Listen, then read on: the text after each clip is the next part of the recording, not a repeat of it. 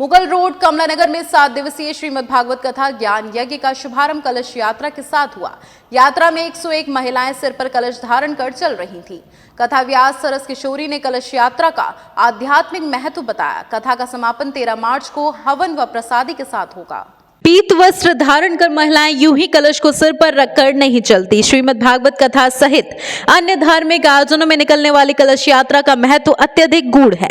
इस पर विस्तार से ज्ञान चर्चा करते हुए कथा व्यास सरस किशोरी वृंदावन धाम ने श्रीमद् भागवत कथा श्रवण का महात्म्य बताया। मुगल रोड कमलानगर स्थित अनुपम उमेरियन अपार्टमेंट में अनुपम उमेरियन रेजिडेंस वेलफेयर सोसाइटी द्वारा 7 दिवसीय श्रीमद् भागवत कथा का ज्ञान यज्ञ का आयोजन किया जा रहा है। गुरुवार को कथा से पूर्व श्री जगन्नाथ मंदिर रश्मि नगर से अनुपम उमेरियन अपार्टमेंट तक कलश यात्रा निकाली गई। संस्था के अध्यक्ष अमित अग्रवाल पारुल ने बताया कि 101 कलश महिलाओं ने सिर पर धारण किए। 13 मार्च को हवन एवं प्रसादी के साथ कथा का समापन होगा। हर वर्ष सोसाइटी के लोग धार्मिक अनुष्ठान करवाते हैं, जिसके अंतर्गत श्रीमद् भागवत कथा का आयोजन किया जा रहा है। आज महात्म्य में सबसे पहले हम जानेंगे कि श्रीमद् भागवत कथा होती क्या है, इस कथा को कैसे सुनना चाहिए, क्यों सुनना चाहिए। महात्म्य का अर्थ ही होता है महत्व, क्योंकि जब तक हमें किसी भी चीज़ का महत्व पता नहीं होता वो हमारे लिए व्यर्थ होती है। तो इसीलिए आज हम कथा में जानेंगे कि महत्व क्या होता है भागवत कथा का।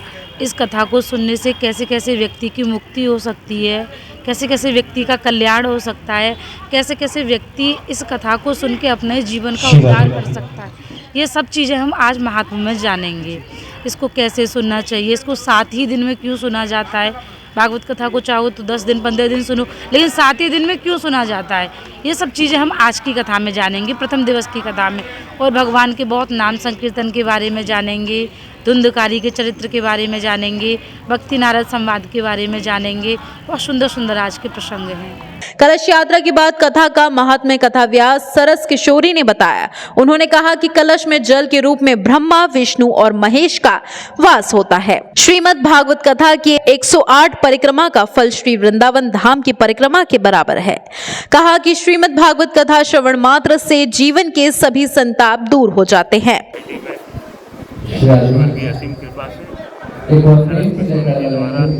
सरस किशोरी द्वारा भागवत कथा का पाठ किया जा रहा है। ये हमारे बड़े सौभाग्य की बात है कि हमारी सोसाइटी में सभी लोग परिवार के तरह सब सम्मिलित होकर इस भागवत कथा का आनंद ले रहे हैं।